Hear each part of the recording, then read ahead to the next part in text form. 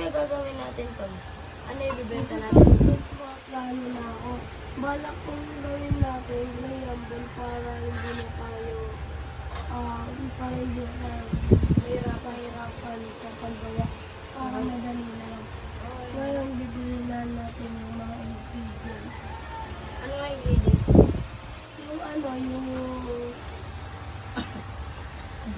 bibili. Yung ingredients. sa Deka na lang kasi baka wala sa mga ibang tindahan na pagbilin tayo kakain.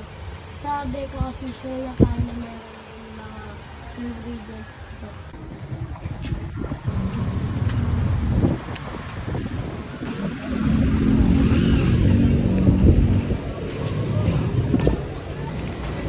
Yan. Lang rin.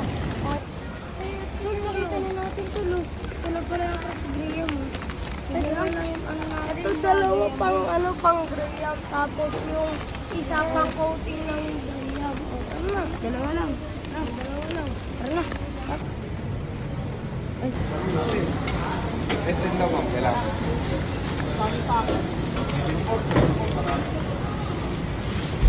Next, preparation na lang tayo. Let's go. Tapos na.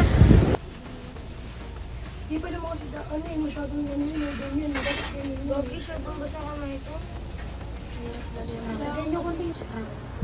Mamaya.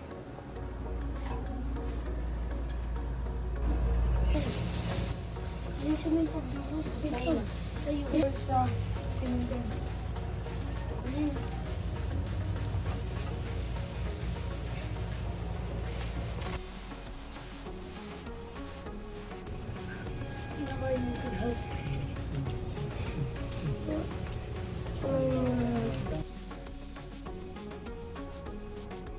Ilalagay na namin yung Graham ball sa freezer.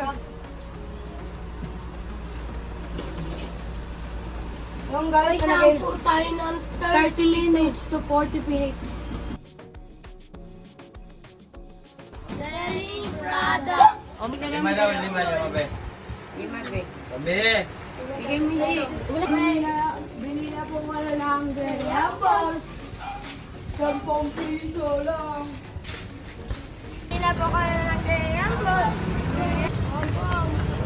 Makalis to, sasauli ko to.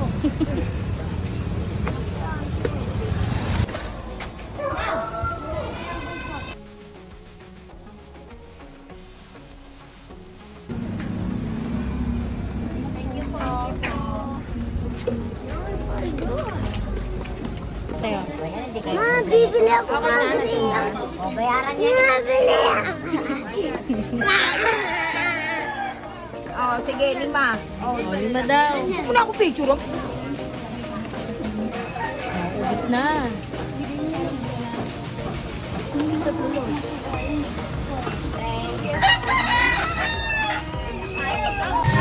Ang total ng kinita natin dito ay 350 at sa Gcash naman ay 200.